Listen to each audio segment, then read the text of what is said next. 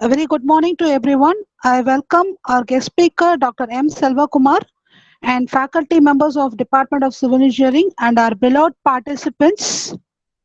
Thank you for joining us in today's webinar titled Air Pollution Effects and Mitigation Strategies to be presented by our Dean Sir.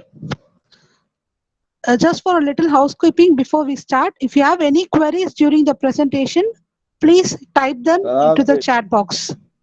We will have time for the questions at the end. Now I would like to introduce our guest speaker on behalf of our Department of Civil Engineering Department. I take immense pleasure in introducing today's presenter, Dr. M. Selvakumar sir, Dean, Department of Civil Engineering, REC.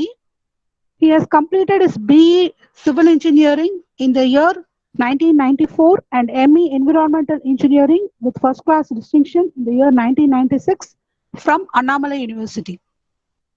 He has awarded PhD from Anna University, Chennai in the year 2010 for thesis titled Atmospheric Dispersion Modeling Systems of Vehicular Emission for Coimbatore City. He has a total teaching experience of 21 years and has published 18 papers in reputed international journals and presented his research work in 24 conferences, including India and abroad. He has obtained funded research projects worth rupees 72 lakhs from various funding agencies. Notable research projects are development of fiber reinforced aerated concrete with epoxy coating for structural panel applications, sponsored by DRDO Kanpur, and corrosion resistance concrete, sponsored by DRDO. Currently, he is working on a funded project sponsored by DST WMT Technology Development and Transfer Division on the project titled Grinding Waste from Automobile Industries as Sustainable Construction Material. Dr. M. Selvakumar sir, along with our department faculty, Dr. S. Geeta ma'am, has filed a patent on a product that can be used as building materials obtained using automobile grinding waste with appropriate admixtures. He is also a board of study member in Anna University, Chennai for the affiliated institutions. Also, he has carried out consultancy work worth rupees 5 lakhs for various organizations like All India Radio, Public Welfare Department, and Krishna Water Project. We welcome you, sir. Over to you, sir.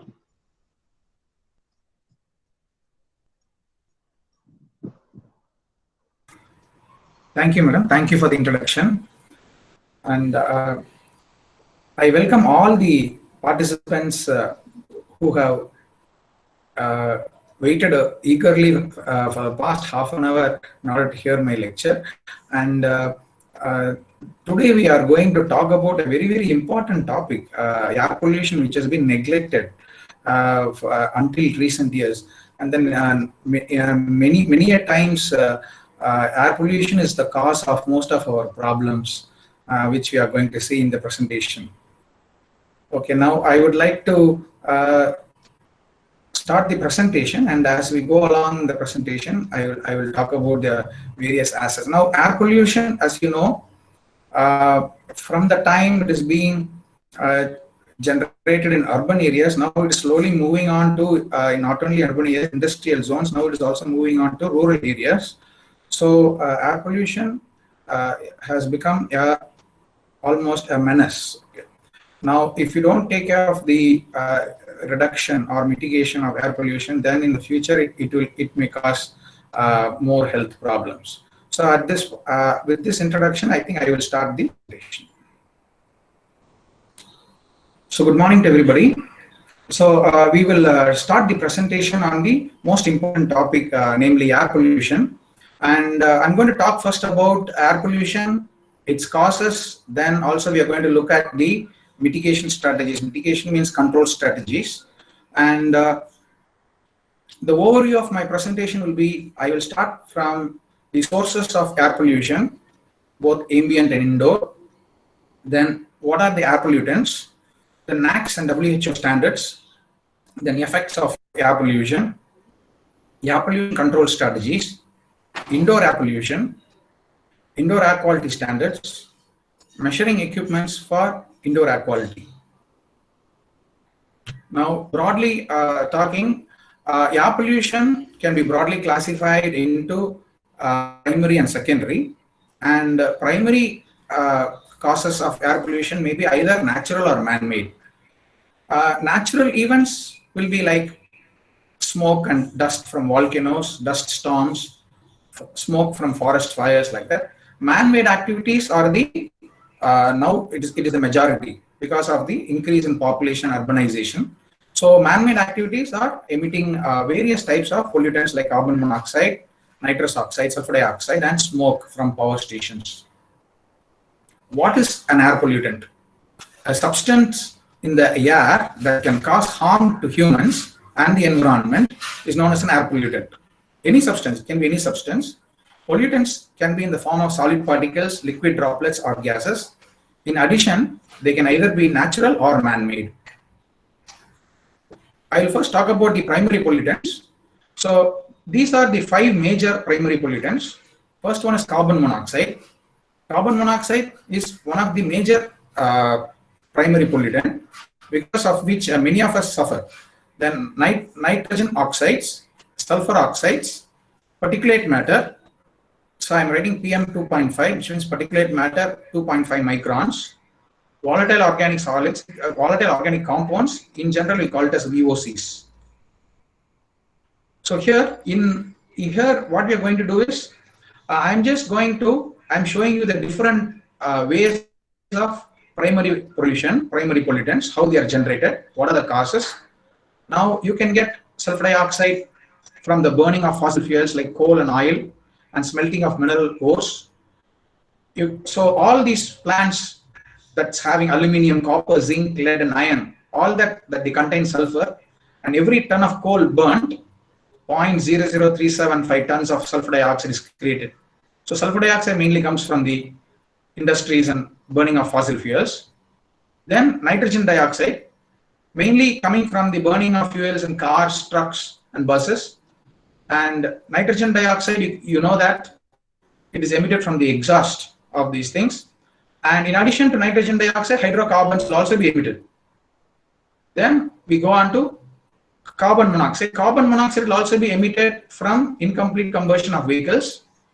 Also, it can include incomplete combustion in industrial processes, biomass burning. All these things will emit carbon monoxide. Carbon monoxide is it is an incomplete combustion. It is not converted into carbon dioxide. It's available as carbon monoxide, which is a dangerous pollutant. Then particulate matter. In particulate matter, we have PM2.5 and PM10. That is, particulate matter 2.5 means this is the particulate matter that is of concern. Why? Because this particulate matter can get inside the nostrils into the lungs and can cause damage, health problems. That is why we call it as PM2.5. They are fine particulate matter. You also have PM10, bigger size particulate matter that may be suspended because of the vehicle exhaust and all that. So PM10 is slightly bigger. It may not really enter inside into your lungs, but it can definitely enter inside your nose. Maybe it may be filtered out in the hairs inside the nostrils and things like that. So it may not really enter in. So PM2.5 is very small. It can directly get into the lungs. Next is volatile organic compounds. This is one of the biggest problem nowadays. Volatile organic compounds released from burning of fuels such as kerosene, wood, coal, tobacco, gasoline, all these things. So one of the VOCs is formaldehyde, benzene.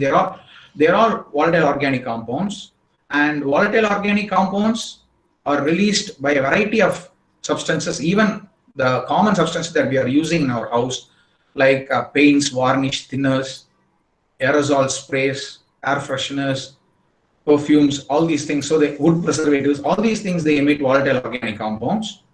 So volatile organic compounds are again primary pollutant. Primary pollutant is one that is directly emitted into the atmosphere. It's called primary pollutant. A secondary pollutant is one that in which one or more primary pollutants combine to form another pollutant called secondary pollutant. So there are some more. You can also add hydrocarbons in primary pollutant. Incomplete burning can cause hydrocarbons. especially from fuel supplies, evaporation from fuel supplies, petrol bunks, all these things, hydrocarbons will be emitted. Then lead was emitted until some 5 years ago, where they stopped using leaded petrol. And lead, now they are using only unleaded petrol, so the lead has been minimized. But however, lead is a big problem if it is emitted. Mercury has been created if you are burning coal, fossil fuel, oil and wood, you can also emit mercury. So all these things that are emitted directly into the atmosphere are called primary pollutants. Also, volcanic eruption, this is a natural source that will emit smoke, ash, carbon dioxide, sulfur dioxide, it will emit. Next, I will move on to secondary pollutants. A secondary pollutant is not directly emitted from the source, but forms when other pollutants, namely primary pollutants, react in the atmosphere. The most common secondary pollutants are ozone, PAN, photochemical smog, aerosols and mist. Mainly one of the examples, sulfuric acid. Now ozone, now the formation of secondary pollutants, I said the primary pollutants directly emitted either from the industries or from the vehicles or from power plants, things like that. Then these primary pollutants combine to form secondary pollutants. So you can see nitric acid, sulfuric acid, they're all secondary pollutants. Okay. So sulfur dioxide. So secondary pollutants are formed when primary pollutants combine in the atmosphere. So we will start one by one, the secondary pollutants. First thing is tropospheric ozone, or otherwise you can call it as atmospheric, lower atmospheric ozone. So ozone is actually ozone is a life-saving gas in the upper atmosphere, where it forms a layer in order to trap the harmful radiations of the sun. But however, if ozone is formed in the lower atmosphere by nitrogen oxides reacting with VOCs, volatile organic compounds, on warm sunny days, then nitrogen oxides are released into the atmosphere as a byproduct of combustion. So any of these nitrogen oxides, they will be converted directly into, so nitrogen oxides, they will combine and they will split on a warm sunny day, they will split and they will form ozone, and they will form nascent oxygen O, and O is unstable. It will combine with another oxygen molecule O2, O plus O2 will become O3. So IC engines and coal-fired power plants mainly emit nitrogen oxides. So wherever there is nitrogen oxide emission, wherever is the source where there is nitrogen oxide emission, and especially if there is light as well, sunny, warm sunny days, light as well, then this is the best environment for the ozone to form. So volatile organic compounds come from cars, service stations, dry cleaners. So volatile organic compounds will have to combine with nitrogen oxides to form ozone. So both volatile organic compounds and nitrogen oxides will combine to form ozone. So VOCs are coming from everywhere, from all service stations, dry cleaners, any of these things, sprays, aerosols, you get VOCs. Then nitrogen oxides are released from any coal-fired power plants, IC engines, and any vehicles, they emit nitrogen oxides. So when these two combine in the presence of sunlight, it forms ozone. Next is PAN, peroxyacetyl nitrate. So this is a secondary pollutant, and we generally call it as photochemical smog, or simply it is called smog. It is caused by the interaction of some hydrocarbons and oxidants under the influence of sunlight, giving rise to dangerous peroxyacetyl nitrate. So peroxyacetyl nitrate is a very dangerous pollutant, and the effects, it has very disastrous effect on the health of human beings. So I'll start with this, how this photochemical smog is formed. It is a mixture of pollutant which includes particulates, nitrogen oxides, ozone, aldehydes, peroxy, ethanoxynitrite, PAN you call it as, unreacted hydrocarbons. The smog often has a brown haze due to the presence of nitrogen dioxide. So nitrogen dioxide will be there, and it is painful to the eyes. So generally, for a smog to form, you must have a source of nitrogen dioxide. You must also have sources of hydrocarbons. And so all these things, they react together, and under the presence of sunlight, to form often a brown color case called photochemical smog. It is an oxidant, and this photochemical smog can cause a variety of health problems. So a combination of various gases, nitric oxide, nitrogen dioxide, then hydrocarbon, atmospheric oxygen, everything they combine together to form photochemical smog. Then I'll come to the last secondary pollutant, namely aerosols and mists. Aerosols and mists are very fine liquid droplets that cannot be effectively removed using traditional crack scrubbers. So aerosols are very fine, pollutants that are suspended. These droplets can be formed from gas phase hydrolysis of halogenated acids. When we say halogenated acid, it can be any one of this, HCl, HF, or HBr. And metal halides, organohalides, sulfur trioxides, and phosphorus pentoxide can be any of these things, and it can form aerosols and mists. Mainly one of the aerosol mist that is forms is sulfuric acid in the atmosphere. So aerosols and mists it can be either a fine liquid droplets that are suspended, or it can be a gaseous phase being suspended. If solid phase is being suspended, then we call it a smog, mainly carbon phase. Then I'll just show you what is the effect of sulfuric acid or sulfur dioxide. So you take the best example is Taj Mahal. So before our industrial revolution in 1857, the Taj Mahal was like this. Now the Taj Mahal is looking like this, a little bit yellowish. Now that is because of the effect of the leaching of acid rain on Taj Mahal from the nearby oil refineries and tanneries in Agra. They are emitting sulfur dioxide and nitrogen dioxide, and these sulfur dioxide, they combine to form sulfuric acid, and this sulfuric acid, they react with calcium in the marble, forming this compound, and this compound is one of the reasons why it's becoming yellowish. So acid rain is the reason for the corrosive action. So you can see that Taj Mahal is no longer pure white, but it's slowly becoming slightly yellowish. Now this is the overall picture of the proportion of primary pollutants. The major primary pollutants, namely carbon monoxide, is the majority, 49%, followed by sulfur oxides. Then you have VOCs. So VOCs are nitrogen oxides, then VOCs.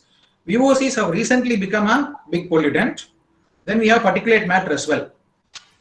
Then we also have what are the sources in which it is emitted, namely the vehicles, industries, then stationary sources.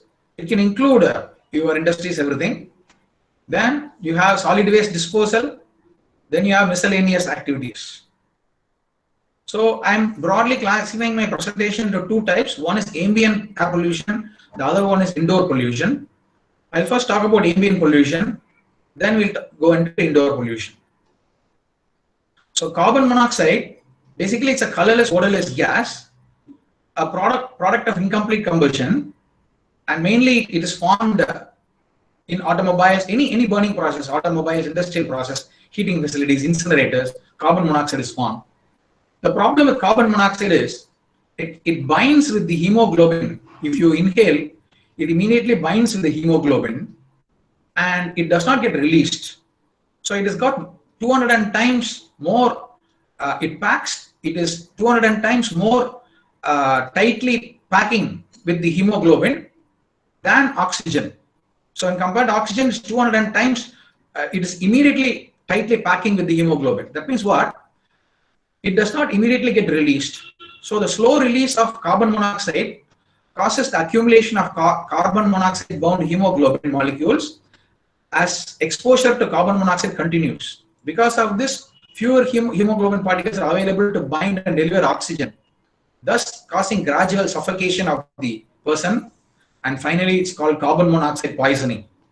And carbon monoxide poisoning will ultimately lead to cardiac arrest. Now, Smaller amounts of carboxyhemoglobin lead to oxygen deprivation of the body, causing tiredness, dizziness, and unconsciousness. So carbon monoxide is now being emitted in large quantities into the ambient atmosphere. Not only because of the vehicles, but also any of the burning or combustion process emits carbon monoxide. Now, I will tell you a classic case that you must have read in the newspapers. Now, never leave a car running in a garage, even with the garage door open. Even if the garage door is closed, it is even worse. Never leave a car running. What happens is, if you are inside the car, and then if there is any leakage from the air conditioning unit, then carbon monoxide can get released into the car through the air conditioning duct. Then what happens is, you are inside the car, you have closed the door, maybe you are in a confined environment like a garage or anything like that. Then what happens is, the carbon monoxide as well as the carbon dioxide starts building. One of the effects of carbon dioxide and carbon monoxide in lower concentration is, immediately it causes headache, fatigue, and dizziness. So immediately it will put you off to sleep because of the nausea. So dizziness, tiredness, because tiredness and nausea because of the carbon dioxide as well. So both these gases will put you off to sleep. And then once the carbon monoxide builds up, then you are breathing in carbon monoxide. That will immediately replace the oxygen in your lungs, leading to a heart attack, and you will die in the car itself. So you must have heard many of these such situations where many people are leaving their vehicle running in a closed environment, have died inside the car itself. So this is called carbon monoxide poisoning. Can you get carbon monoxide poisoning while driving? Yes, you can still get carbon monoxide poisoning while driving. If there are faulty exhaust systems in the car, there is a defective ventilation system, emission from other vehicles, too much of carbon monoxide emitted from other vehicles can enter your car, and even cigarette smoking can cause carbon monoxide. So all these are some of the causes of causing carbon monoxide. Then second pollutant is sulfur dioxide. Sulfur dioxide results from the combustion of sulfur containing fossil fuels when coal and fossil oil are burned. Now, several forms of sulfur that exist are hydrogen sulfide, sulfuric acid, sulfate salts. Domestic fires can also produce emissions containing sulfur dioxide. Acid aerosol, sulfuric acid, is a strong acid and is formed with the reaction of sulfur trioxide with water. So this is formed in the atmosphere. The NAQS, National Ambient Air Quality Standards, specify sulfur dioxide to be 80 microgram per meter cube daily, or 50 microgram per meter cube annually. This is the average, weighted average. Now, I will just, since I am talking about NAQS, National Ambient Air Quality Standards, I'll just give you an idea what is National Ambient Air Quality Standards. National Ambient Air Quality Standards is the standards that is followed in India, and they specify how much should each gas be present in the ambient atmosphere. So sulfur dioxide, nitrogen dioxide, particulate matter, like this. So both annual average, annual arithmetic mean of 104 days measurement in a year, or it can be a single 24-hour measurement. So both these are given for all the pollutants. So SO2, NO2, then particulate matter, both PM10, PM2.5, ozone, lead.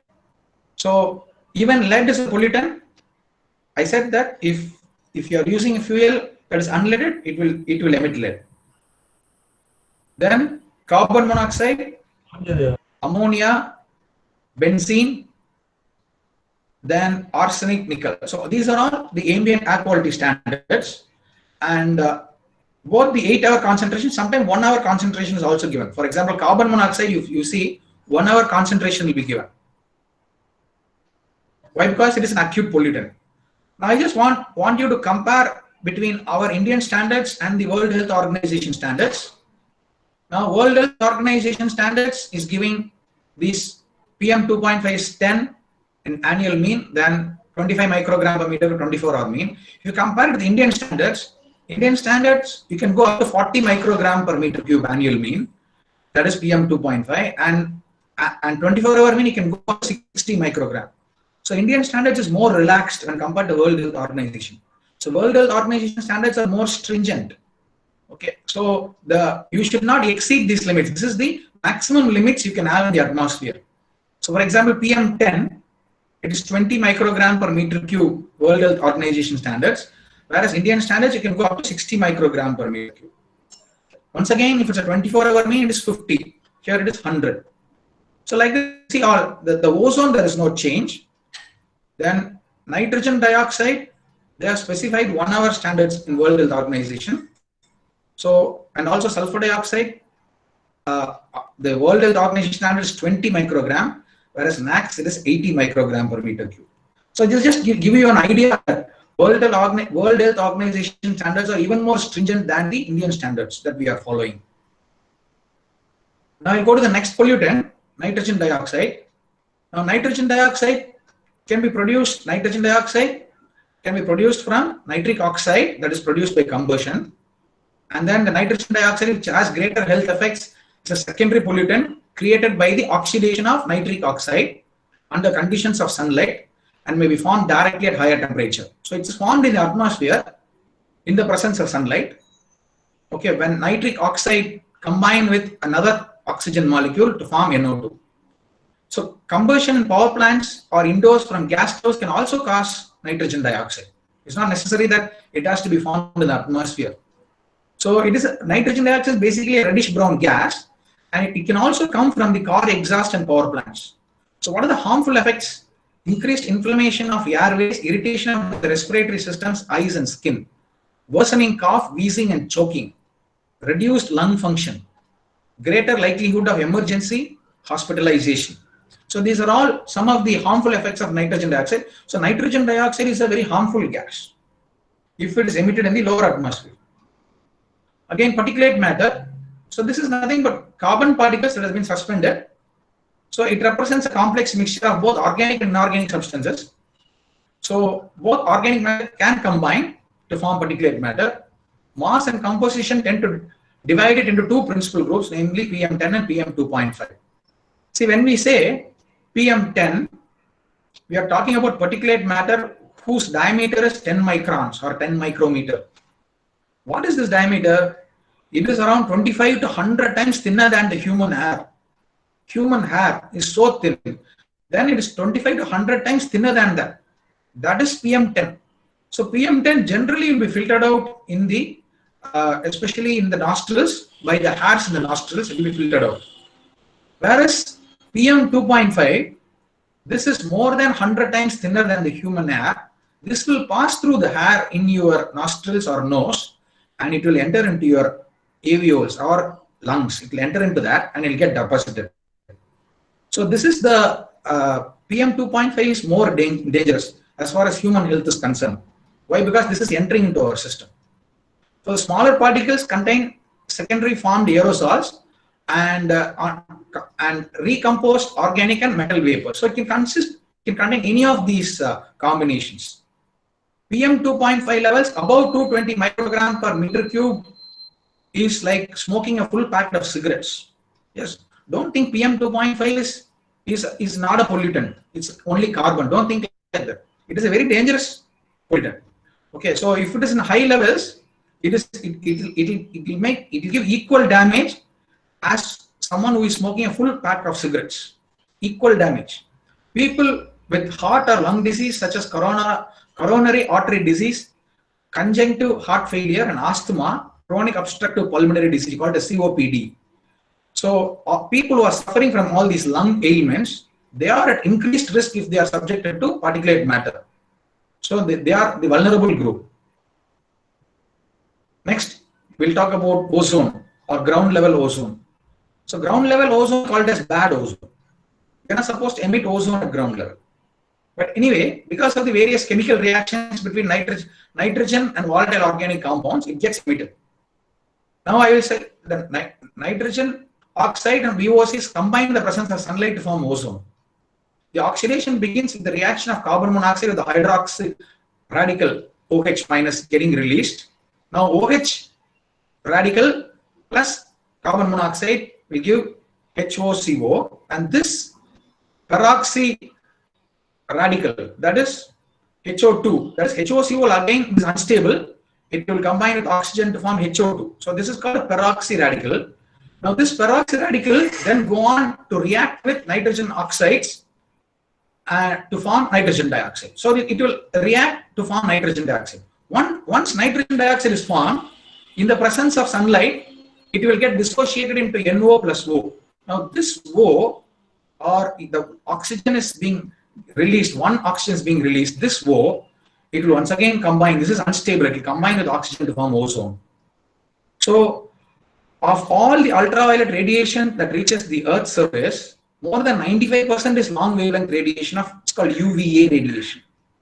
And with this, only a small reminder, the remaining 5% is UVB, and very, very fractional UVC will never enter inside because of ozone. So UVA is the 95%. So particular ozone can be formed during sunlight. When UVA is there, it will form. When you have nitrogen oxides, it will combine with carbon dioxide. It will combine to form ozone.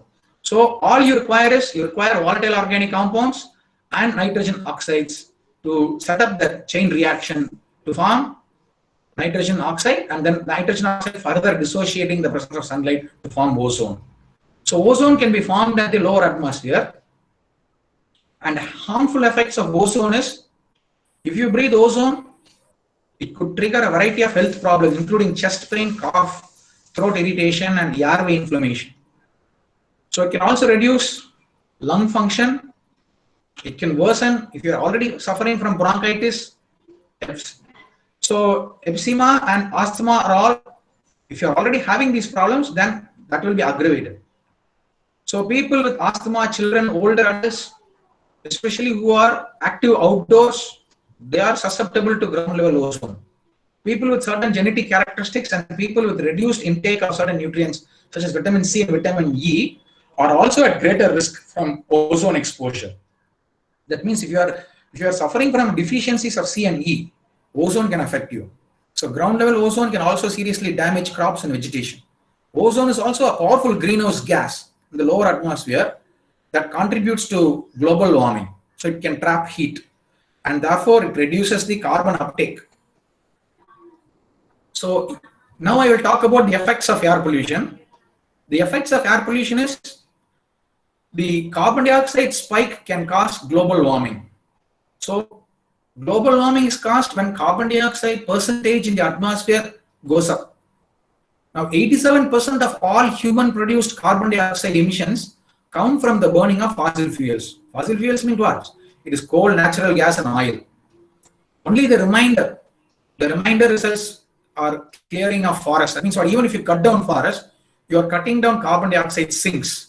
So that accounts for 9% of carbon dioxide remaining in the atmosphere. It's not being removed. As well as some industrial process like cement manufacturing. Cement manufacturing is also emitting carbon dioxide. So global carbon dioxide level, I'm just comparing, in 2000, the global carbon dioxide level was 369.5 ppm. Now in 2020, because of the increase in vehicles, increase in all these things, the global carbon dioxide level has gone up to 417 ppm. From 369, it has gone up to 417 ppm. So what happens is, this is the carbon dioxide is a very heavy gas. So therefore it stays in the lowermost atmosphere. Therefore, if you are increasing the percentage of carbon dioxide, what happens is there will be sea level increase. Why? Because it is trapping more heat. If more heat is being trapped, then more melting of ice caps in the polar regions. So if more ice is melted and goes into the sea, then the sea level will increase. If the sea level increases, there will be frequent flooding of low-lying areas and areas very near the seashore, which is having mean sea level near the seashore. Then frequent flash floods and climate disruption can take place because of the carbon dioxide spike. Spike means increase. So this is the effects of carbon dioxide. So I said that carbon dioxide is emitted mainly from the vehicles. It can also be emitted from industries. Now, carbon dioxide, one of the ways in which you can remove carbon dioxide from the lower atmosphere is by planting more trees. The problem is, because of urbanization, we are cutting down trees. Trees during photosynthesis, they will take in carbon dioxide and they will give out oxygen. That is during daytime. So these trees, they act as a sinks of absorbing the carbon dioxide. Now what you're doing, because of urbanization, we are cutting down all the trees, and therefore the carbon dioxide percentage that has been emitted, the carbon dioxide that has been emitted, it is not being removed from the atmosphere. Whatever is trying to remove it from the atmosphere through the natural processes also, you are cutting down all the trees, you are reducing it. So therefore the overall carbon dioxide percentage has gone up in the global atmosphere. So this is a greenhouse gas, which means it is trapping more heat. Therefore the global temperatures are also gone up. So if you compare the 10 years, this decade temperature with the previous decade temperature, the past 100 years out of 9 decades, this is the hottest decade. That is 2000 to 2010 is the hottest decade out of 10 decades. So you can see the effects of carbon dioxide in the global atmosphere. Next, I will talk about acid rain. So acid rain is mainly, you can call it as the acids being formed in the atmosphere due to the combination of sulfur dioxide and nitrogen oxides. So there are two major acids that are being formed. One is sulfur dioxide can combine with water vapor, form sulfuric acid. That can leach down as rain. We saw an example as Taj Mahal. Then nitric acid can also be formed if nitrogen oxides combine with water vapor. So even this can be formed. So this recombination of nitrogen oxide plus OH radical in the atmosphere, the recombination reaction is not exactly clear even now, but anyway, it reacts to form nitric acid, and this nitric acid during rain, it falls down. Now this nitric acid, if it falls down in a lake, what happens is eutrophication can take place. Eutrophication means what? Already this is called algal, faster algal growth on the surface of the lake or pond. Now for algae to grow and multiply, it only requires two things. One is it requires nitrogen, then it requires phosphorus. Phosphorus is always introduced into the lake because of man-made activities like soap. Soap or detergent is very rich in phosphorus. So if you are going and washing your vehicle or washing your cows and other things with soap, or you're taking bath with soap, then phosphorus is always introduced. Nitrogen is introduced if you're having a nitric acid pour from as rain. Then algal blooms will start taking place. So the algae will start overgrowing on top, it will cover the entire lake. Then oxygen cannot penetrate into the lake, forming anaerobic condition. The fishes will die, and the eco chain is broken. Next, I'll talk about depletion of ozone layer. Now, ozone exists in the Earth's stratosphere and is responsible for protecting the humans from the harmful ultraviolet rays. Ultraviolet rays, mainly the UV radiation, we're talking about UVC. So, UV radiation, harmful UV radiation that is coming from the sun is being reflected back into the space because of the ozone layer. The problem now is we are emitting some compounds like CFCs, chlorofluorocarbons. Chlorofluorocarbons can be emitted from refrigerants, aerosol cans, even ACs. But nowadays, ACs are not made up of substances that emit CFCs. There has been a regulation, but still the fridge, the aerosol cans, perfumes, any of your sprays, all these things, they are stuffed with chlorofluorocarbons. And these chlorofluorocarbons, when they're emitted, they go on combining. They go up. So they are lightweight, they go up and they combine with ozone and they destroy ozone. So there are three, another pollutant that can cause the ozone depletion is halons. And halons can be formed in any aviation or any airport. Halons can be formed by fire suppression systems. So fire suppression systems in airports, they use halons. Why? Because they want to quickly put off the fire. Now, as per 2011, there is no safe alternative, but however, there were three halon alternatives: HFC 227, 236, and HCFC. Now, the halons have been replaced. Why? Because halons are known to go and destroy the ozone in the upper atmosphere. I mean, the upper atmosphere or Earth's stratosphere. Okay, they are known to destroy the ozone layer. So what they have found out alternatives for halons so that we want to keep the environment safe. But even these alternatives, they are again a greenhouse gas. Okay, all these three, and they contribute to the greenhouse what do you call it? Gas emissions. So you are again converting one form of pollution to another form. Now CFCs cause ozone depletion. Now a simple diagrammatic thing represents this. So this is a CFC molecule, and ultraviolet rays cause one of the chlorine molecule to get dislodged or break away. So this chlorine molecule gets broken away. This broken chlorine molecule then goes and combines with an ozone molecule, splitting the ozone molecule into ClO and O2. So, and this ClO once again combines with another oxygen molecule to get once again released as Cl and O2. The problem is, it is not the formation of O2 that is the problem. It has destroyed an ozone molecule. Even though it has converted that into oxygen, the ozone is being destroyed. And this chlorine it goes on reacting with more ozone molecules, and it is estimated that one CFC molecule can destroy 1 lakh ozone molecules. So one CFC molecule can destroy 1 lakh ozone molecules, and it's a chain reaction. It goes on, and it will be there for almost a year in the upper stratosphere. So a CFC is a big problem. Now, this is just to show you that the ozone layer is protecting the Earth from the harmful radiation of the sun, and then we are destroying this ozone by emitting CFCs from the lower atmosphere.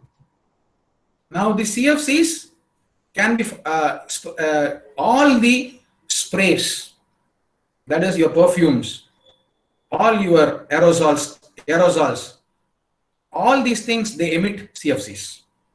Okay, halons can be emitted from fire extinguishers. So all these things, they go and they destroy the ozone in the upper stratosphere. So next, I will go to the next one. So we will go to air pollution control. So what can you do about all these things? So how you can control air pollution? Now let us look at some strategies. First is control at source. Then control using some control device and technology being fitted into a particular thing where it is being created, like for example, a boiler or incinerator. Then you can also have source relocation, control at source, source shutdown, fuel or energy substitution. So whichever fuel is causing air pollution, you can substitute it. Now the best substitution now is, instead of using petrol and diesel cars, you can go in for battery cars. So this is called fuel or energy substitution. So this is to reduce the air pollution in the atmosphere. Then process changes. You can make subtle process changes so that the pollutants are not discharged from the exhaust of the vehicles. Then good operating practices. Then vehicular emission control. Vehicular emission control is something that you have to check the vehicle often, every 6 months, in order to see whether your vehicle is emitting any pollutant. Often this component is being ignored, and for years together the vehicle is not checked. Now I will first talk about industry air emission control. So in industry, for example, any power plant or any incinerator or any boiler, how can you control air pollutants coming out of the chimney or stack? So you can use what are the air pollutants that can be there, that can form inside the combustion chamber. Now fuel, whether it's coal or any kind of solid waste or any fuel, it is used to burn and generate heat. So basically flue gas is being generated. Now I'll talk about how you can include ammonia to be injected into the boiler in order to control nitrous oxides. Now nitrous oxides through ammonia injection directly into the incinerator is represented by the following equation. Now, if I'm injecting ammonia, the nitrous oxides that are formed by the end product of combustion, it combines this oxygen to form nitrogen. So nitrogen is very safe. So even nitrogen dioxide, it can combine with ammonia to form nitrogen. So both nitrogen oxide as well as nitrogen dioxide, it combines with ammonia in the presence of oxygen inside the boiler to give nitrogen. So nitrogen can directly be injected into the boiler itself. Sorry, your ammonia can directly be injected into the boiler itself in order to control. So I don't want, both these are air pollutants, nitrogen oxide as well as nitrogen dioxide. Both of them are air pollutants. So I'm converting both these air pollutants into nitrogen. Nitrogen is not an air pollutant, and I'm converting into a safe gas. So next is removal of sulfur dioxide. Sulfur dioxide can also be emitted in the boiler. Sulfur dioxide, hydrochloric acid. So HF, hydrogen fluoride. Now, what you can do is, there is a particular substance called trona, or it's otherwise called sodium bicarbonate. Now, the sodium bicarbonate can be injected into the flue gas. After flue gas has been emitted, I can heat the flue gas to a temperature of 330 degrees centigrade and inject this sodium bicarbonate, otherwise called trona. I can inject it directly. If I inject it, what happens is, this sodium bicarbonate, it combines with sulfur dioxide to form sodium sulfate. Now, all these sodium sulfate, sodium chloride, they're all very safe. Okay. It also, what happens, it combines with all these pollutants. So any of the sodium carbonate, it will also combine with sodium sulfur dioxide, forming sodium sulfate. So sodium sulfate formation is a very safe gas that can be leached out at the bottom. Or any of the sodium carbonate, it can combine with hydrochloric acid to form sodium chloride. Again, this is a substance that can be leached out. So you can see that all these substances that you can filter off all these substances. So how you can do is, you can inject, what you can do is, after in the boiler, after if it forms flue gas will be roughly at a temperature of maybe 273 degrees centigrade. So you require maybe a heater or something to shoot the temperature to 300 degrees centigrade, and then mix trona or sodium carbonate into that. So once sodium carbonate is being mixed along with the flue gas, then all your sulfur dioxide, then hydrochloric acid as well as HF, they'll all be leached out. So this is one of the ideas, and after it gets leached out, then you can take it to the filtration unit and remove it. So next is particulate matter removal. Now we talked about sulfur oxides removal. We talked about nitrogen oxides removal in the boiler. Now I'm going to talk about particulate matter. Particulate matter is any of the carbon and other pollutants, solid pollutants being suspended in the air. So we call it as either PM 2.5 and PM 10. We were talking about both these things. Now, how can you remove that from the chimney of the that is from the chimney of the boiler? We don't want that to be emitted into the atmosphere. So we can use a gas cleaning or exhaust cleaning equipment. So I'm going to talk about particulate matter cleaning equipments now. And there are 5 major groups of particulate matter removal equipment. One is the settling chamber, the other one is the inertial separator or cyclone, the third one is a wet scrubber, fourth one is an electrostatic precipitator, and a baghouse filter. These are the 4 major types of particulate removal equipments that are used in the industries before the air is released into the chimney from the boiler. So I'm fitting this equipment before the chimney. I'm fitting this equipment into the gas stream. The first is the settling chamber. Now, settling chamber is a very simple equipment that just consists of a cylindrical portion where having 1 or 2 hoppers. Now, just sending dirty air inside, and you are allowing a slow velocity inside. And if there are any particulate matter or carbon particles, especially PM greater than PM10, they will slowly settle down by gravity itself into these hoppers. they will settle down by gravity. So this is a simple settling chamber, and you can only remove particles greater than 10 micrometer in a settling chamber. Okay, this is equipment that is used to remove large sized particulate matter. Okay, so next is a cyclone, and a cyclone is a slightly better equipment with more accuracy. It can remove from 10 to 40 microns in size, and it works under the principle of centrifugal force and inertia. The efficiency of a cyclone is much better than your settling chamber, and it is up to 99% efficiency you can have. The idea here is the dirty gas is being injected into this cyclone, and the particulate matter, it goes into a vortex formation, a centrifugal force, and all the particulate matter will settle down to the bottom by gravity, while the air will rise in the clean air will rise in the reverse direction. Of course, this is the particulate matter that settles down by gravity. So this is a particulate matter that settles down by gravity. So once the clean air, it will rise to the top and it will be emitted outside. So this is a simple idea how a cyclone works, and it can from 10 to 40 microns. This is very efficient. Yeah, cyclone is very efficient. So next we'll talk about a wet scrubber. Now this wet scrubber is even more better efficient equipment than your cyclone, and it can remove particles from 5 to 10 microns, and even slightly lesser than 5 microns also it can remove. Okay, up to 4 or 3 also it can remove.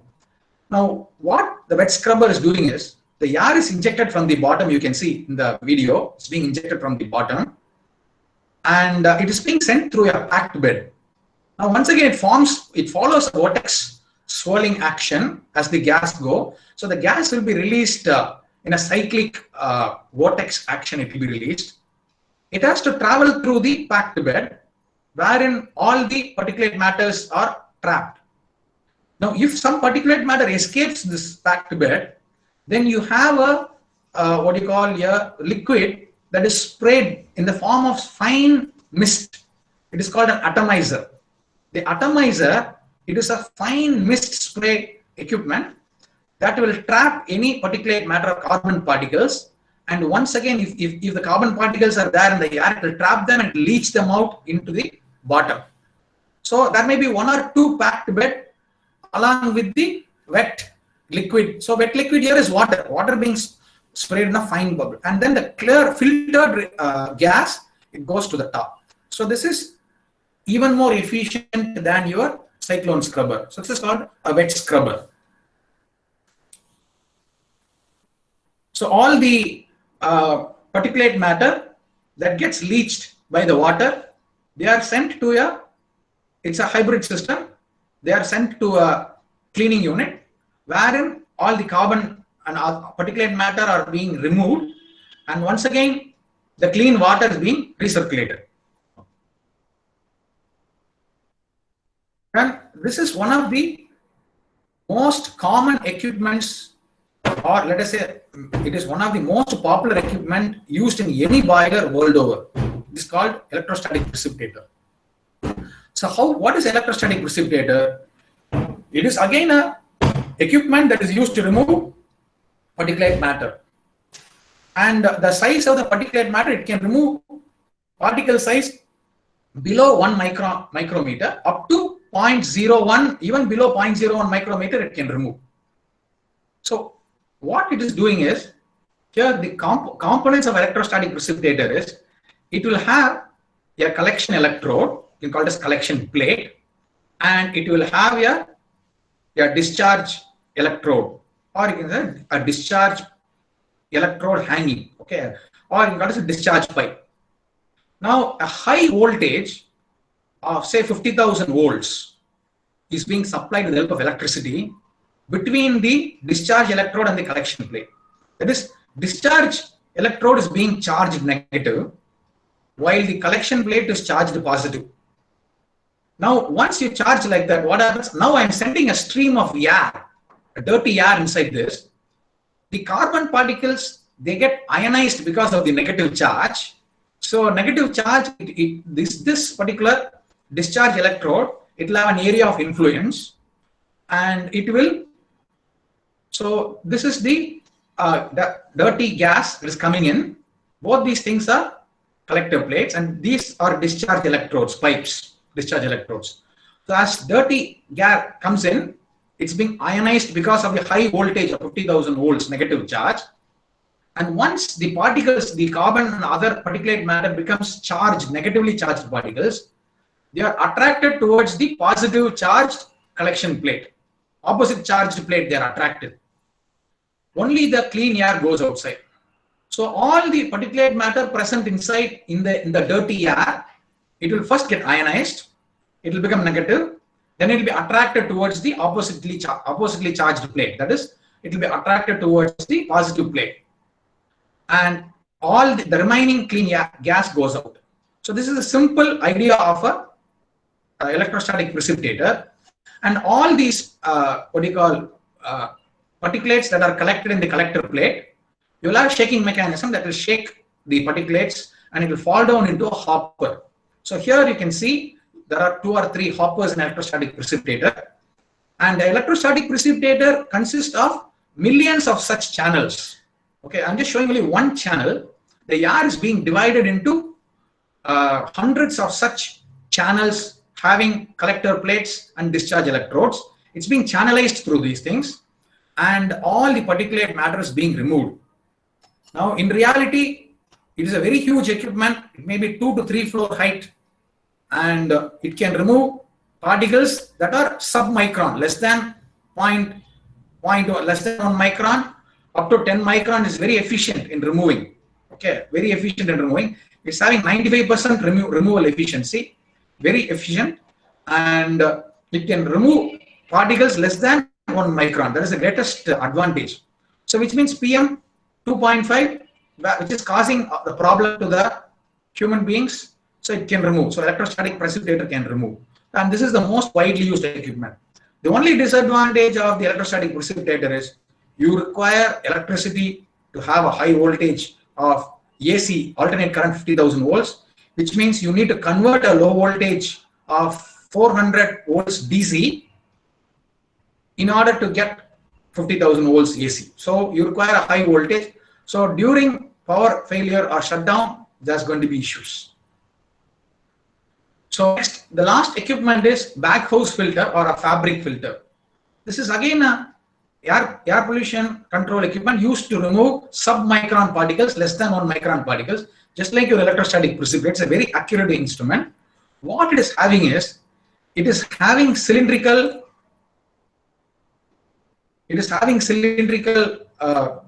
tubes, and dirty air from the bottom is being injected, and the dirty air goes through the tubes into the tubes. The dirty air is being injected into the tubes. Now this tube is wound by a cloth. It's called as fabric. That's why it's called a fabric filter. It is wound by a cloth, maybe twice or thrice it is wound, and then the remaining air will have to go outside. The top is closed, so it can enter freely from the bottom, but the top is closed. Therefore, the clean air has to pass through the fabric or the cloth, while the dirty carbon particles, they are trapped inside. I think if I can show you. So this is the filter bag filter cloth, a cylindrical one single filter bag of filter cloth of your particular baghouse filter. And you can see in the video, if I'm pumping in dirty air from the bottom, and then the dirty air or polluted air. So this polluted air, it can either settle down by gravity directly. So those particulates that are unable to get settled or that are lightweight, they will be channeled towards the top because the air will move upwards, and they also move along with the air upwards, and they will enter inside the filter bag or filter cloth. And once they enter inside the filter cloth, they will be removed. So you can see in the video how they are adding the different filter bag filter cloths. So there will be many hundreds of filter bag filter cloths that will be kept, through which your air can enter, and the air can come outside. the circumference, another layer, cylindrical layer will be there so that the air doesn't escape outside. So now I'm showing a cut view actually. And the clean air will release outside. So you can see here, the dirty air, it comes in and it enters.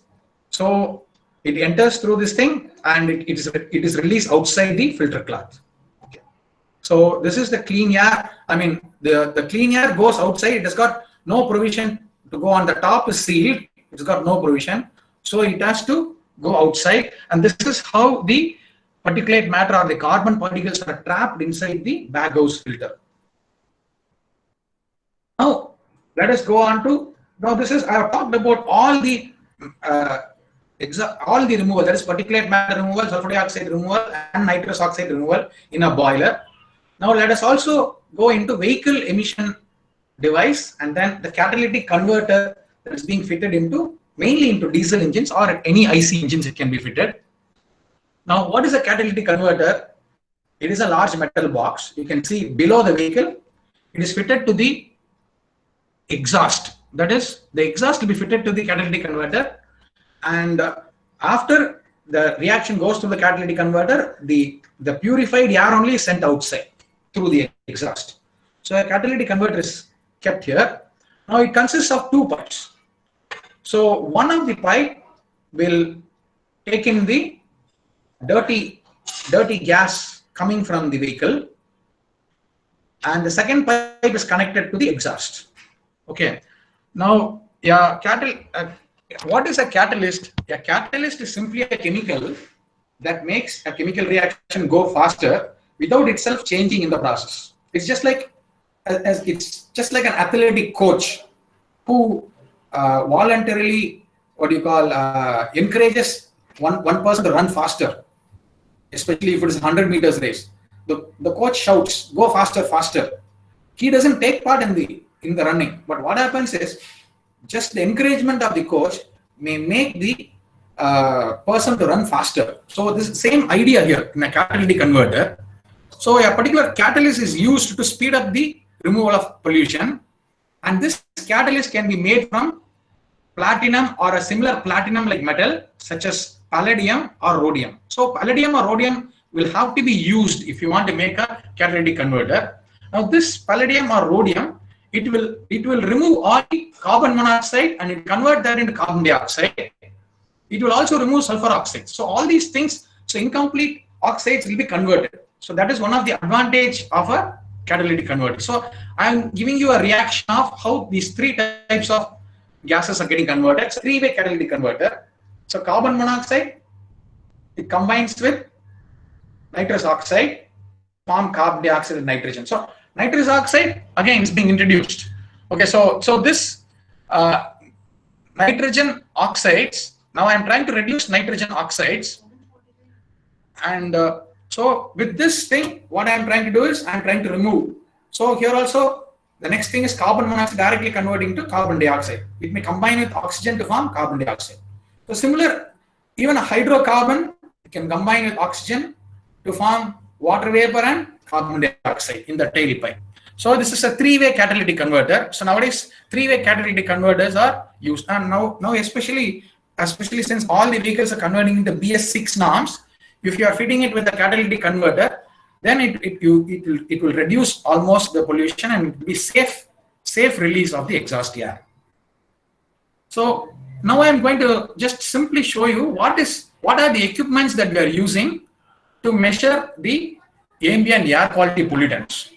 For example, if you want to measure suspended particulate matter or PM10, you can use a high volume sampler. The high volume sampler simply consists of a filter, and air is blown into the filter with the help of a with the help of a fan. So it is sucked inside. The atmospheric air is sucked inside. So you can see the animation how it is being sucked inside the filter. So the filter is kept. This is the filter paper where it is kept. It's being sucked inside, and this filter paper is specific. If it's having a PM10, then it will remove PM10 in the filter paper. And this is a simple ambient air quality pollution equipment. Either you can use to measure suspended particulate matter or PM10 in this.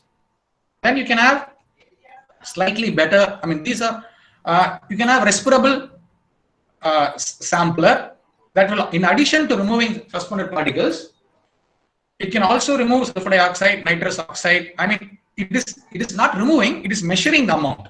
So whatever is filtered in the filter paper, you are taking it to your lab and you are measuring the amount of carbon monoxide deposited in the filter paper. So this is a equipment that is used to measure how much amount of particulate matter is present in the atmosphere. So generally we run it for 8 hours in a day. Maybe morning 9 like that. Okay, so morning 9 to evening 6 like that. So we run it for 8 hours in a day. So we can also measure, in addition to that, simultaneously you can measure sulfur dioxide, nitrous oxide, all these you can measure. At the back of this thing, you have a sampling train wherein it will suck out the air into the sampling train, and a particular liquid is being kept inside this sampling train that absorbs each type of gas. So each liquid is got a specific absorption rate. Okay, so absorbance rate, and it's called sorbent tubes, and it will absorb sulfur dioxide, nitrous oxides like that. So like by absorbing, then once it gets absorbed for 8 hours, then you can take this entire equipment into the lab and you can measure how much amount of sulfur dioxide is being present in the air. For example, 8-hour concentration. And this is an equipment that is handheld equipment that is used to measure carbon monoxide as well as carbon dioxide in the ambient atmosphere. Okay, so this is being widely sold in most of the shops. So you can measure both carbon monoxide and carbon dioxide with this equipment, ambient. Then I'll talk about air quality index. So what is air quality index? It is nothing but a number that is used by the government agencies to actually characterize the quality of air at a given location. So if you want to find out whether the air in a given location is bad or good, then you should calculate the air quality index. So yeah, air quality index, if it is increasing, it means the air is more polluted. So I've given here a table here. So which means if the air quality index is 0 to 50, then the air is good. That is, the air is considered satisfactory. Then if the air quality index is 51 to 100, then it's only moderate. Means air quality is still acceptable for some pollutants, but there may be moderate and mild health concerns. Then if the AQI, air quality index, is 101 to 150, it is unhealthy for sensitive group of people. That means what? People who are already suffering from some other lung problem or something. So it is unhealthy for sensitive groups. Then if the AQI goes above 150, that is 151 to 200, it is unhealthy for everyone. Okay. Then if the AQI is 201 to 300, very unhealthy. It is sounding an alert. That means you need to immediately take action. Then if the AQI is above 301, then it is really hazardous. So I'm just taking just to show you how an AQI works. I am taking a Coimbatore city, and I am taking something like 22 monitoring stations in Coimbatore city, and they measured the the carbon monoxide concentration in all these stations using a carbon monoxide monitor, and all these concentrations were input into the map. And they found out, they used air quality index, and they found out which are the areas that are having unhealthy, that is more amount of carbon monoxide, then unhealthy for sensitive groups, then moderate like that. So the red indicates unhealthy, then this dark orange indicates unhealthy for sensitive groups. And so you can see the central, almost the central portion and a small portion here, both these areas, in Coimbatore, they are having maximum pollution. That is mostly this Gandhipuram, this Pyramid, this area where heavy traffic is there. So this area having maximum carbon monoxide pollution because of the vehicles. So it's being indicated. So this is how you can make use of air quality index. I'm just showing you an example. Next, I will talk about indoor air pollution. Indoor air pollution refers to one or more toxic contaminants present inside the building that is responsible for a certain degree of human health. So it can be one or more pollutants. The problem is 80 to 90% people spend their time indoors, especially now in this corona pandemic times. People are spending 80 to 90% of their time indoors. So we need to talk about indoor air pollution. So around in indoor air, around 1.5 million deaths every year globally. The WHO is attributing only to the cause is indoor air pollution. Now you can see what are all the causes. For example, if I take 2000, the year 2000, if you take the entire world, what were all the factors that led to the deaths? Blood pressure, tobacco, cholesterol, all these things, alcohol, indoor smoke, all these things, they have led to the deaths. Okay, and most of these things are again indoor. So World Health Organization report, as per the World Health Organization report, I have given their graph here. Now, more than 900 chemicals are there in indoor environment, as per the United European Agency 2011. Now, here, if you are using wood for cooking, then it is going to cause a lot of problems. You are inhaling that air, it is a closed environment. It can lead to immediately chronic obstructive pulmonary disease called as COPD. Now, a variety of other problems, other things inside the indoor can also cause pollution. For example, volatile organic compounds can be emitted from the painted walls. It can be emitted from furniture. Volatile organic compounds can also be emitted from furnitures. Especially plywood can emit volatile organic compounds. Then volatile organic compounds can be emitted from switch boxes, certain types of switch boxes. Then other than that, particulate matter from outside can enter inside through the window. Then all carbon monoxide and benzene emitted from the vehicles can enter inside through the window inside the room. So all these things. So bioaerosols. Bioaerosols means what? There can be some infectious bacteria and other things that can get suspended in the air, and they can affect the human beings. Bioaerosols can also come from outside. Okay, then ozones and VOCs can also come from outside. Inside. So these are all different pathways how you can get indoor air pollution. So I'm just giving you some. About 1.3 million people die every year due to indoor air pollution. I'm getting some disturbance. Somebody is not muted. Okay, so now this in acute lower respiratory infections in India, 13% of the deaths are because of acute lower respiratory infections. COPD, chronic obstructive pulmonary disease. Mainly this is caused because of this. This is the root cause. Now it has been studied. This is the root cause. If you burn wood, you will get COPD.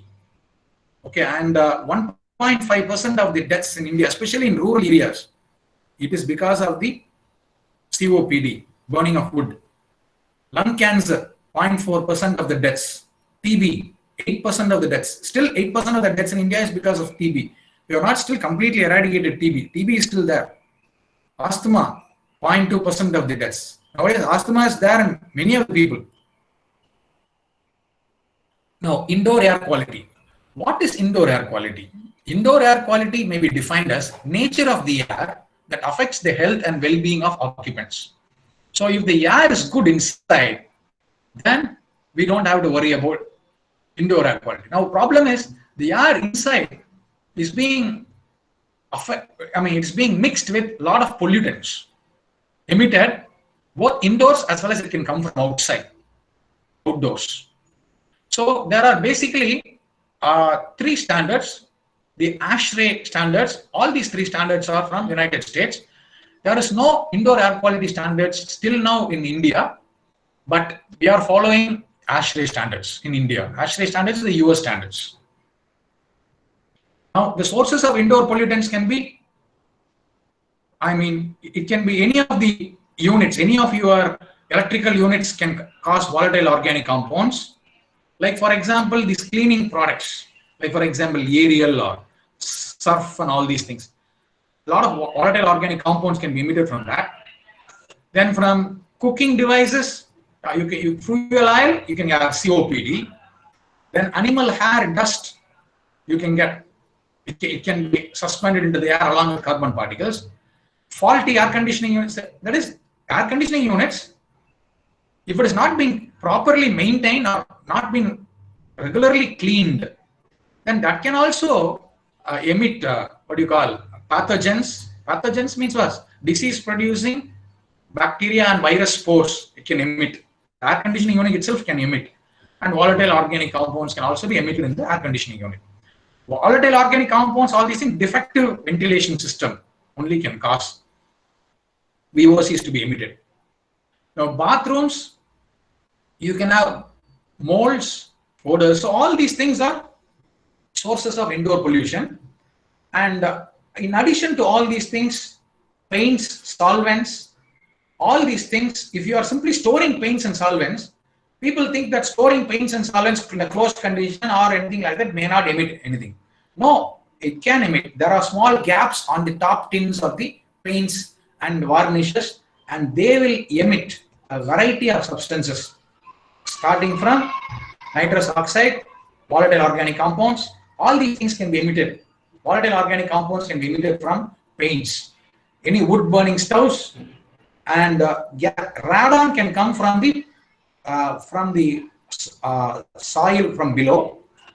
So mainly, what are all the main sources of indoor pollution? If there is incomplete combustion, so unventilated or malfunctioning gas appliance, then it can form carbon monoxide. Then cigarette smoke, nitrogen oxides and organic chemicals and pesticides and formaldehyde, they can all be formed if you have these aerosol spray. Perfumes, varnishes, thinners, paints, repellents, body odors, all these things can emit all these volatile organic compounds, VOCs we can call it as. And what are the health effects? It can cause eye, nose, throat infection. And if it is in high concentration, it can also cause asthma. Then very high concentration, it can cause damage to kidney, liver, brain, all these things. So don't think volatile organic compounds are very safe. So inhaled particles, asbestos. So cigarettes, wood stove, fireplaces. So it can emit all these inhaled particles.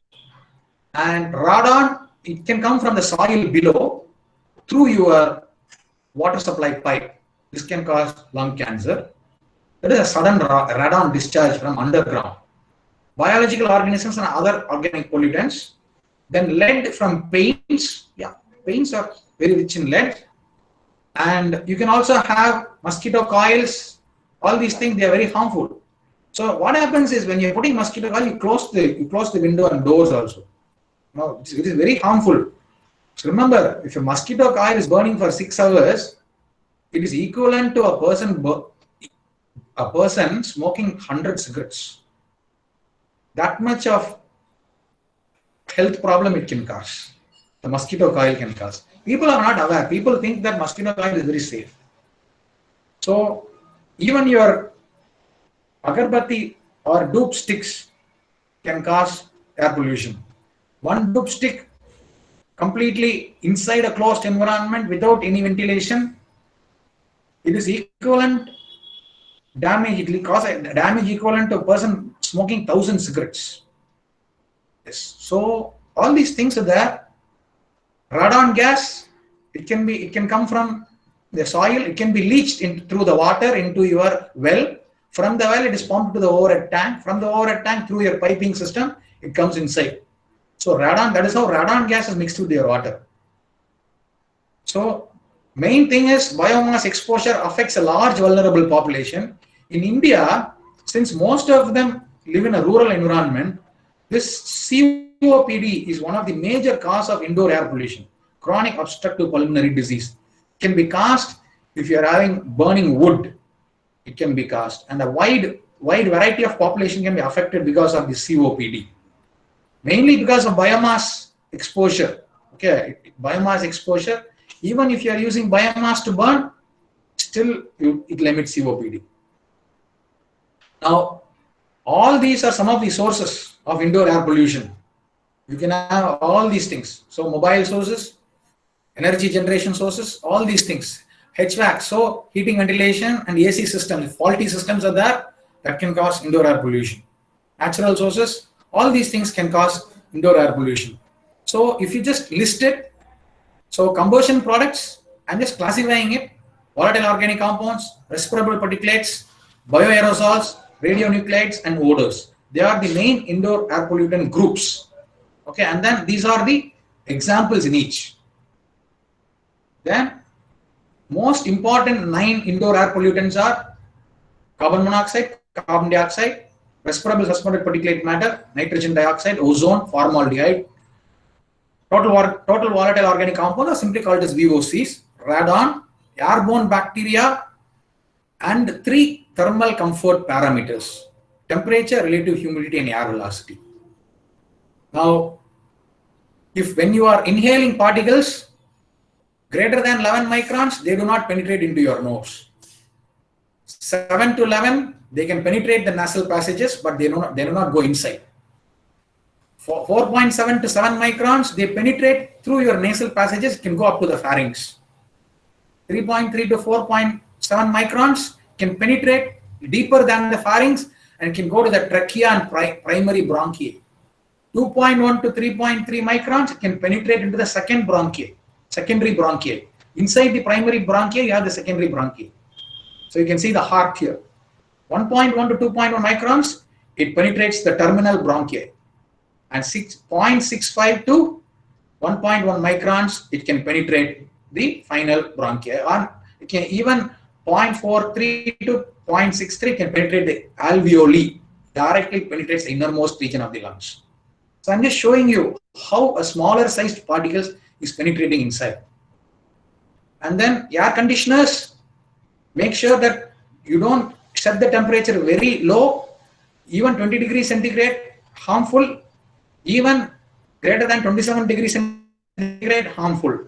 You should have moderate temperatures. Why? Because this is just an experiment that is conducted.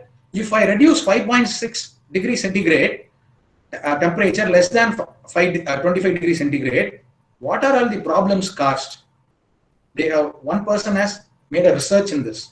Okay, so respiratory diseases in the United States, it started increasing by 2.6%. Pneumonia, it started increasing by 3.9%. Asthma, it started increasing by 0.9%. So if you are reducing the temperature less than 25 degrees centigrade to say 19 degrees centigrade, then these are all the problems these are all the problems that are encountered. That means what? These problems are always there, but this is the increase in people suffering from respiratory disease is 2.6%. The increased percentage alone has been shown here. Now, then there is another thing called the sick building syndrome, and that is if a particular room does not have proper natural ventilation, then people will suffer from sick building syndrome. And these are all the problems of sick building syndrome: dry eyes, watery eyes, blocked nose, running nose. All these are causes of sick building syndrome. Now, health issues in poorly maintained air-conditioned rooms, bioaerosols. Yeah, if you are not cleaning the air conditioners properly, and if small molds and fungi forms inside the air conditioning unit, they will be once again blown by the air conditioning exhaust into the room. And so the fan blade, how much it emits, the return air filter, how much it emits, then the insulated flex. So a research has been done in order to show how much damage can be caused because of the emission of bioaerosols. Now, what are the things that can be emitted in a bioaerosol? What are the things that can be done in a bioaerosol? Inside and indoor air, bacillus, all these bacterial groups can be there, all these fungal groups can be there. Bacteria and fungi, they are the main cause of bioaerosols. Now, 7 classes of indoor pollutants. So these are the 7 classes. I don't want to explain, we already explained this. Factors influencing indoor air quality: the rate of exchange of air with air from outdoors, the concentration of pollutants in outdoor air, rate of emission from indoor sources, rate of infiltration from soil. So these are all some of the reasons. Then sick building syndrome, we already explained what is sick building syndrome. People inside are feeling sick because of certain air pollutants that they are inhaling. Now causes can be sometimes unknown, can be some chemical contaminant that may be causing the sick building syndrome. Biological contaminants can be causing sick building syndrome, and inadequate ventilation also can be one of the reasons for the sick building syndrome. These are all the effects: headache, nausea, nasal congestion, chest congestion, eye problem, throat fatigue. They are all some of the effects. Then you can also have fluorescent lighting or electrical equipment can also cause, some of them may feel uncomfortable because of the flickering light. They can feel uncomfortable and they can get headache and they may feel drained. They can get sick building syndrome, SBS. Temperature, if you're not maintaining moderate temperature, both extremes, then it can cause sick building syndrome. Then humidity, again 40 to 70% is the range. It's better to maintain optimum of 50%, but then if you're not maintaining optimum, too much humidity, it can aggravate diseases. Diseases means if again what you call bacteria molds are blown through the air conditioning unit because of the high humidity, people can become sick. Noise can be one of the factors. Bad office design can be one of the factors. Stress also can be one of the factor of sick building syndrome. Then indoor air quality standards. These three are the main standards. Occupational is called OSHA, Occupational Safety and Health Administration. ASHRAE, American Society of Heating, Refrigeration, Air Conditioning, and NIOSH, National Institute of Occupational Safety and Health. These three standards are American standards, and these standards are there in order to assess what are the standards that a person needs to follow. Whether it's a residential building, there are separate standards. If it's an office building, there are separate standards like that.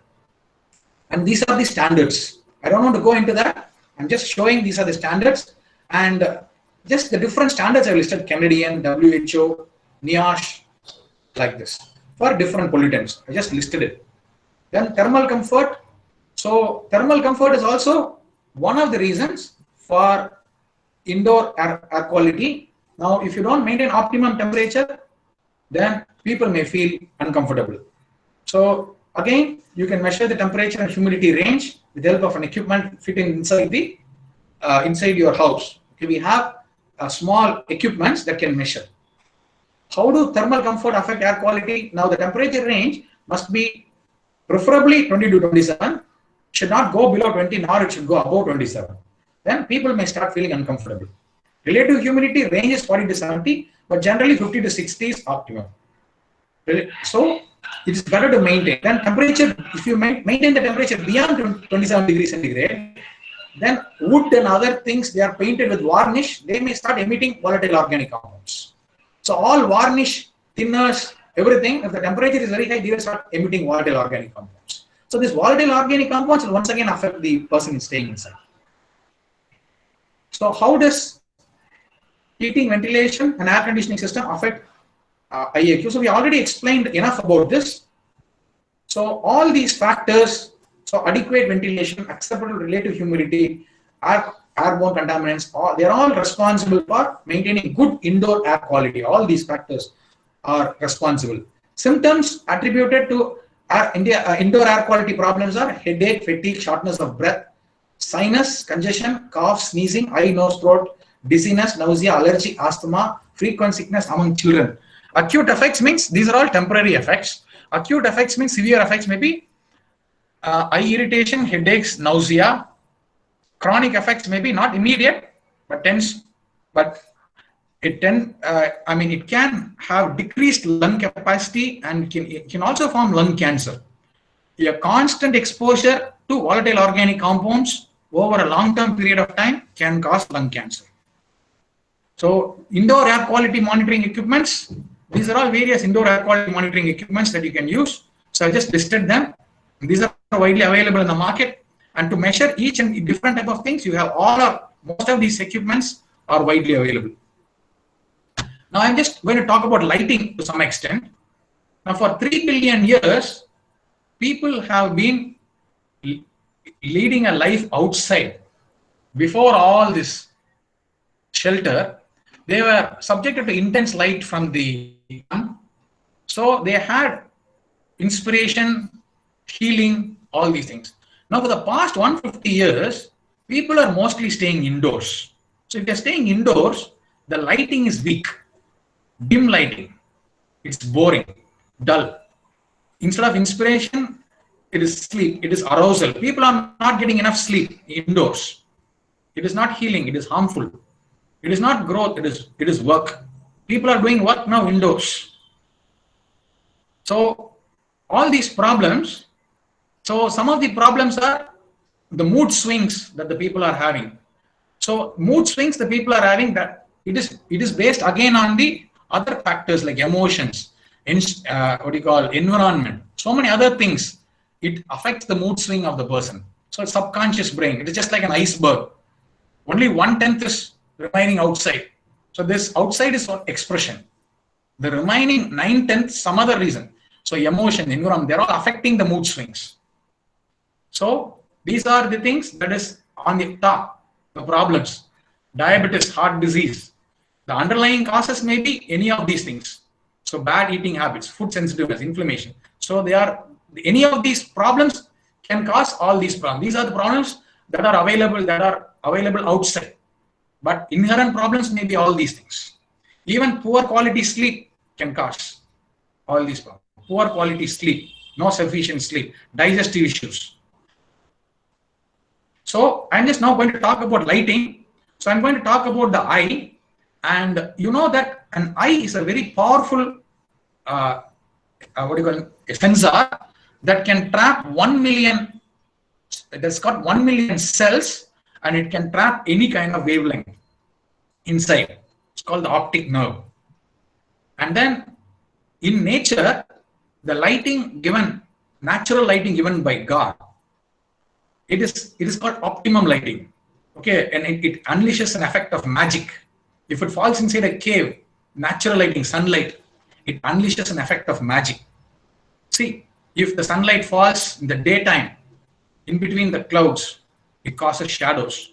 It unleashes an effect of magic. So what I'm trying to say in lighting is, the morning lighting is like this, being recorded like this in the cornea of the eye. The noon lighting is being recorded like this in the cornea of the eye. The evening lighting has been recorded like this in the cornea of the eye. So there's the same thing in black and white filter. Now the same lighting, now here on top of, in this room, on top I'm giving a dim lighting. Sometimes here there is no lighting, it's only indirect lighting. Here it's a combination of direct and indirect lighting. So like this, I'm studying the effects of luminance of different lighting in one particular 9 meter square room. A person has done a research and he has also measured the thermal intensity inside the room. And they come to the conclusion that the lighting should not be too bright nor too low. So they measured the intensity in lux, especially the light can be measured in lux. And for all the 4 rooms, and they came to a conclusion which is having the maximum efficiency. So maximum efficiency is 3.94 watts per meter square per 100 lux. Okay, maximum efficiency. So here, as per the ASHRAE standards, for different activities, how much of lighting you can have. So it's given in lux. Okay, for example, photocopying, technical drawing, CAD work. So how much of lighting you can have inside that room. Then inside a room, you can have direct lighting, indirect lighting, and even reflected lighting. So 3 types of lighting can be there. Now I am subjecting it to, nowadays lighting systems that are indoors are having 3 types of lighting system: direct, indirect, and reflected. 3 types of lighting systems. Morning lighting should be as how it is outside. So morning light, it is very good to the human body. So same type of lighting you must maintain indoors. Afternoon, the lighting intensity can increase. Sorry, this is afternoon, lighting intensity can increase. And then evening, the lighting intensity can decrease. Okay, just like how in a day the sun rises from the east and sets in the west, the similar kind of lighting effects can be given inside the room by giving 3 types of lighting: direct, indirect, and reflected lighting artificially. So you can measure all 3 types of lighting. A person has done research and he concludes that the finalization of optimum luminance of a three-way lighting. Okay, so when they say luminance, the intensity of light emitted from a surface per unit area in a given direction, we call it as luminance. Okay, so three types of lighting optimum in an office room. Okay, that you have to maintain, and this lighting should keep on changing. If it is morning, afternoon, evening, just like how our sunlight is increasing in intensity and decreasing in the evening. Similarly, you should have similar lighting. So nowadays, lighting has been given a state. I mean, we are taking lighting to us, trying to mimic nature inside a room by giving similar kind of lighting effects. So I will stop my presentation here. Thank you for the patient listening. Thank you. If you're having any questions, you can ask. I request the participants to post their questions in the chat box session.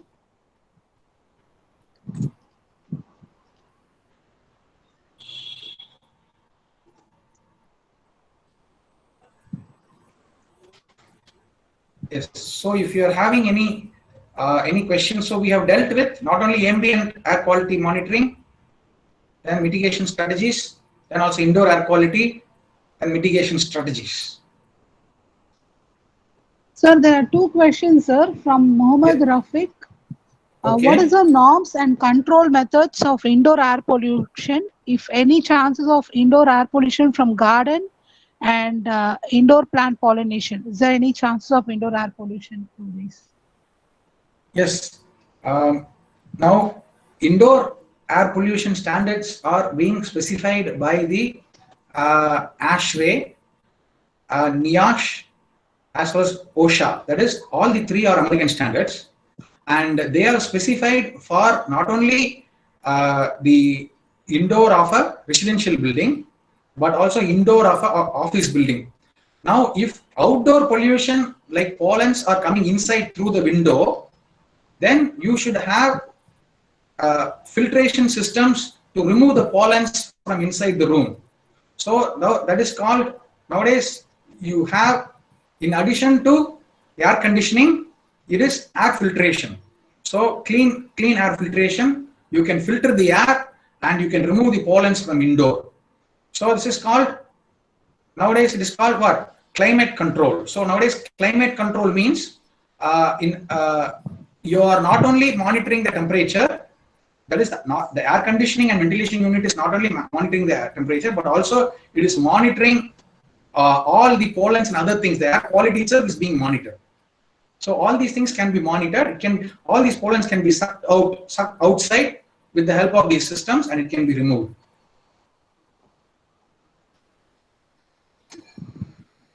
So there's another question.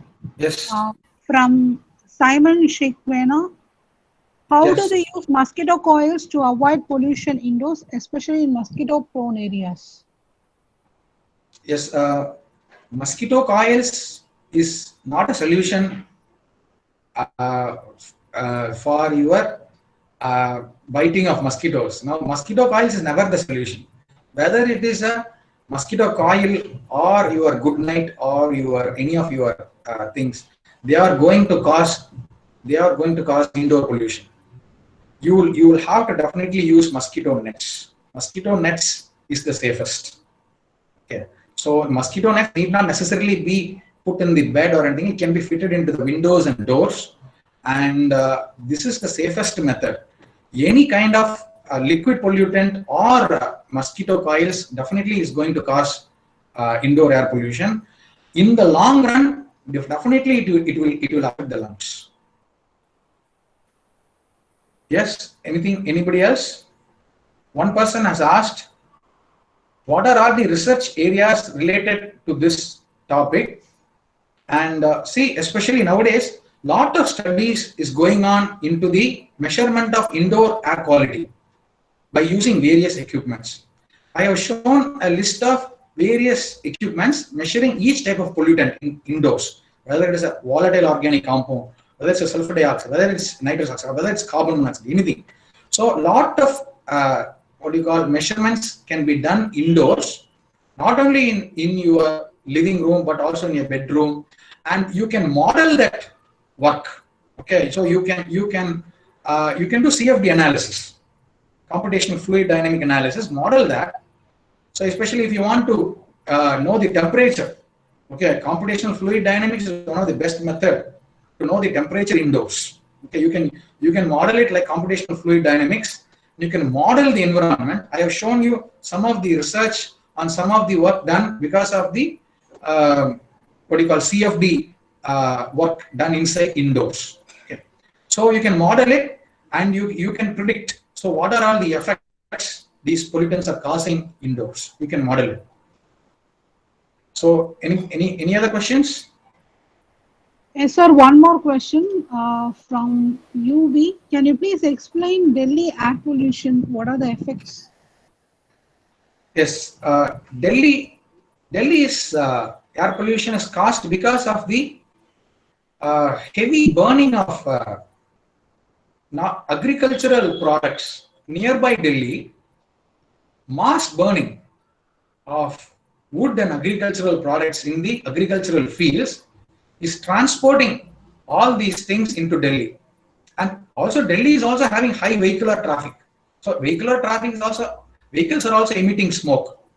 So this smoke combined with the smoke coming from the nearby agricultural area surrounding Delhi, okay, that is responsible for the high levels of not only carbon monoxide but sulfur dioxide and nitrous oxides in the ambient air in Delhi. So one of the measures that they are using to control this is, first they have to stop all this open burning of this agricultural products like wood and so. I mean, they simply burn wood outside. They have to stop all that. Second thing is the vehicular emission inside the Delhi. Now you have to definitely ban all diesel vehicles. Now diesel vehicles are one of the biggest causes, especially all the heavy vehicles like buses, lorries, trucks. They are all in diesel, and diesel is one of the biggest emitter of carbon monoxide as well as sulfur dioxide. Now these two gases, they are responsible for the hike in the air quality, that is bad air quality in Delhi. Now together with this, the smoke coming from wood burning from these agricultural fields is making the air itself dark in Delhi. So you can see sometimes the visibility in Delhi is very bad because of the smoke coming from the mass burning of this wood. Okay, so all these are some of the reasons. So they should stop all that thing. They should ban all these diesel vehicles, and even all these diesel vehicles, they should be fitted with catalytic converters. Okay, even if they are operating diesel vehicles, should be fitted with catalytic converters. Preferably, you don't use any gasoline or don't use any fossil fuel vehicles at all. Try to convert it to battery operated vehicles if that is possible. That is the cleanest. Okay, if you can convert all that, then the air quality in Delhi will definitely improve. Next. Any other questions? Any more questions? The participant can unmute your mic and ask.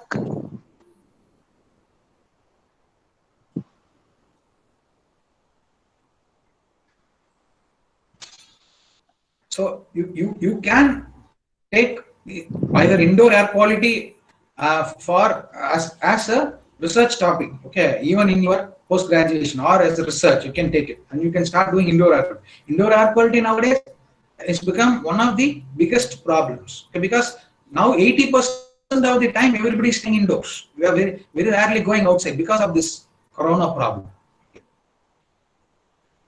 Sir, some of the participants are asking for the presentation, sir.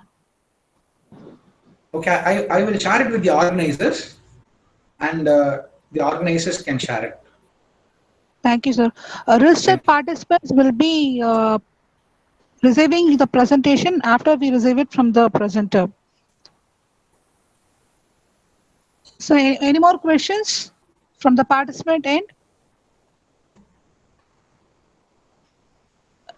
Dean sir, it would be helpful if you share your email ID to the participants. If they want, they can contact you. Yes, I will type my email ID.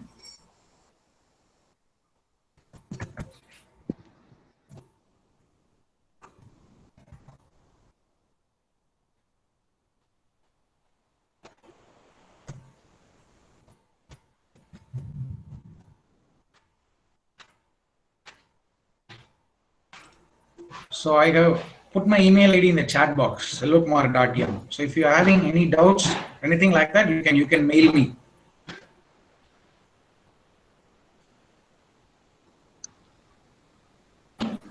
Any doubts from the participant side? Shall we close the session? So if there are no doubts, then I thank everybody for patient listening.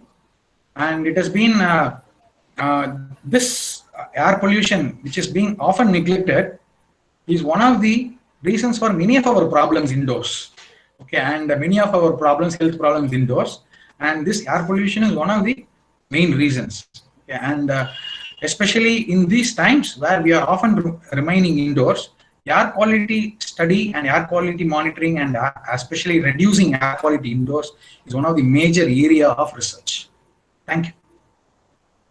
Sir, I thank you on behalf of REC team for giving us a wonderful presentation, sir. Thank you, sir.